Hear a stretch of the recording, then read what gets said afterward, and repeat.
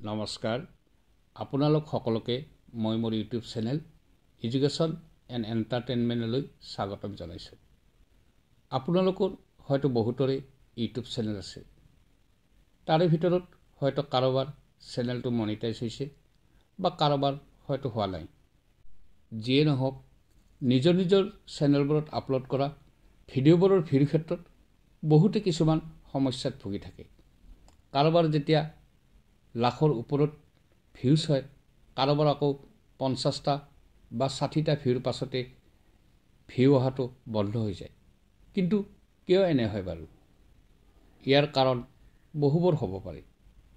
ভিডিঅ'ৰ content, quality, editing আদি বহুবোৰ কাৰকে ভিডিঅ'টোৰ প্ৰতি দৰ্শকৰ মনোযোগ আকৰ্ষণ কৰাত সহায় কৰে।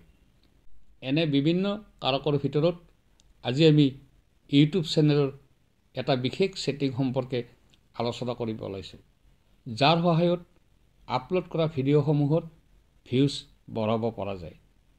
ভিডিঅ'টো ভাল লাগিলে এটা লাইক কৰিব, আৰু আপুনি যদি মোৰ এই চেনেলটোলৈ নতুনকৈ আহিছে তেন্তে অনুগ্ৰহ কৰি মোৰ এই চেনেলটো ছাবস্ক্ৰাইব কৰি থ'ব। আহক আমি ভিডিঅ'টোলৈ আগবাঢ়ি যাওঁ।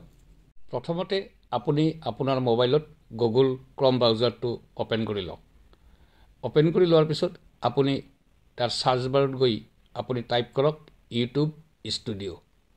ইউটিউব ষ্টুডিঅ' টাইপ কৰাৰ লগে লগে আপোনাৰ এনেকুৱা স্ক্ৰীন এখন অ'পেন হ'ব। ইয়াত ইউটিউব ষ্টুডিঅ' আৰু লগ ইন বুলি দুটা অপশ্যন আছে। আপুনি যদি আপোনাৰ চেনেলটো লগ ইন কৰা নাই, লগ ইন কৰি ল'ব। মোৰ যিহেতু লগ ইন আছে, মই ইউটিউব ষ্টুডিঅ'ত ক্লিক কৰিলোঁ। এতিয়া আপোনালোকে বাওঁফালে দেখিব তাত বহুবোৰ অপশ্যন আছে, আৰু একেবাৰে তলৰ ফালে আপোনালোকে দেখিব এইটো কাষ্টমাইজেশ্যন বুলি এটা অপশ্যন আছে। এইটো অপশ্যন ইয়াত ক্লিক কৰিব, আৰু ক্লিক কৰাৰ লগে লগে আপোনালোকে ওপৰৰ ফালে গ'লে আপোনালোকে দেখিব তাত প্ৰফাইল আৰু হোম টেব। এইটো প্ৰফাইল বুলি এটা অপশ্যন আছে আৰু হোম টেব বুলি এটা অপশ্যন আছে। আপোনালোকে এতিয়া হোম টেবটোত ক্লিক কৰিব, আৰু হোম টেবটোত ক্লিক কৰাৰ পিছত আপোনালোকে তাত লিখা দেখাইছে যে show' your channel home to highlight and showcase content for your audience. এই অপশ্যনটো সাধাৰণতে বহুতে অফ কৰি থয়। এনেকৈ আপোনালোকে এইটো অন কৰি ৰাখিব। অন কৰি ৰখাৰ পিছত আপোনালোকে আকৌ তলৰ ফালে আহিব। তলত আপোনালোকে দেখিব এটা লেআউট বুলি লিখা এটা অপশ্যন দেখিব, আৰু তাত লিখা আছে customize the layout of your channel home page with up to 12 section. ইয়াত মই দুটা ভিডিঅ' ইতিমধ্যে আপলোড কৰি থৈছোঁ। আপোনালোকে এনেকৈ ইয়াত দুটা ভিডিঅ', এটা আছে channel trailer for people who have not subscribe, আৰু feature video' for returning subscriber. এই দুটা ভিডিঅ' আপোনালোকে ইয়াত আপলোড কৰি থ'ব। আপলোড কৰাৰ কাৰণে আপোনালোকে সোঁফালে গৈ ওপৰত দেখিব এড ছেকশ্যন। এড ছেকশ্যনত আপোনালোকে ক্লিক কৰিলে ওপৰতে তাত লিখা আছে চেনেল ট্ৰেইলাৰ আৰু স্পটলাইট। এই দুটাত ক্লিক কৰিলে আপুনি এটা এটাকৈ কৰিব। ক্লিক কৰাৰ লগে লগে আপোনাৰ চেনেলটোত থকা ভিডিঅ'বোৰ ওলাব, আৰু তাত যিকোনো ভিডিঅ' এটা আপোনাৰ ভাল লগা ভিডিঅ' এটা বা পপুলাৰ ভিডিঅ' এটা আপুনি ক্লিক কৰি এনেকৈ ইয়াত আপলোড কৰি দিব। দ্বিতীয় ভিডিঅ'টো আপলোড কৰোঁতেও আপোনালোকে একে ব্যৱস্থা গ্ৰহণ কৰিব পাৰিব। ইয়াৰ পিছত আমি যদি ভিডিঅ'টো চেঞ্জ কৰিব খোজোঁ, তেতিয়াহ'লে ভিডিঅ'টোত ক্লিক কৰিলে আমি সোঁফালে আমি তিনিটা ডট দেখা পাম। তাত ক্লিক কৰিলে চেঞ্জ ভিডিঅ' আৰু ৰিমুভ ভিডিঅ' দুটা অপশ্যন আছে। আমি সেই দুটা অপশ্যন ব্যৱহাৰ কৰি আমি ভিডিঅ'টো চেঞ্জ কৰিব পাৰোঁ বা সলনি কৰিব পাৰোঁ বা সেইটো ৰিমুভ কৰিব পাৰোঁ। ঠিক তেনেদৰে আমি দ্বিতীয়টোৰ ক্ষেত্ৰতো সেই একেদৰে ভিডিঅ'টো সলনি কৰিব পাৰোঁ বা ৰিমুভ কৰিব পাৰোঁ।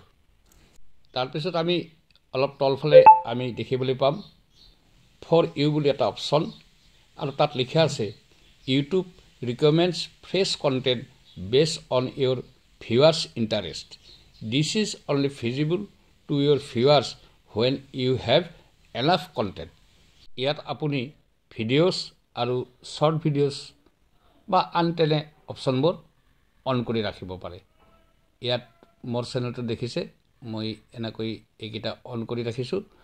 আৰু এইটো অন কৰি ৰাখিবৰ কাৰণে আপুনি আগৰ নিচিনাকৈ আপোনালোকে এড ছেকশ্যন অপশ্যনটো দি যাব লাগিব। আপোনালোকে ওপৰত দেখিব, ওপৰৰ ফালে দেখিছে ইয়াত এড ছেকশ্যন, ইয়াত আপুনি ক্লিক কৰিব। আৰু ক্লিক কৰিলে এনেকুৱা কিছুমান অপশ্যন ওলাব, এই অপশ্যনবোৰ আপোনালোকে অন কৰি ৰাখিব।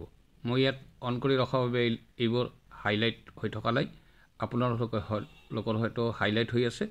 আপোনালোকে অন কৰিলে এইবোৰ এনেকুৱা হ'ব আৰু দেখিব যে আপোনালোকৰ শ্বৰ্ট ভিডিঅ' বা ভিডিঅ'ৰ ক্ষেত্ৰত কেইটামান ভিডিঅ' ইয়াত আহি গৈছে।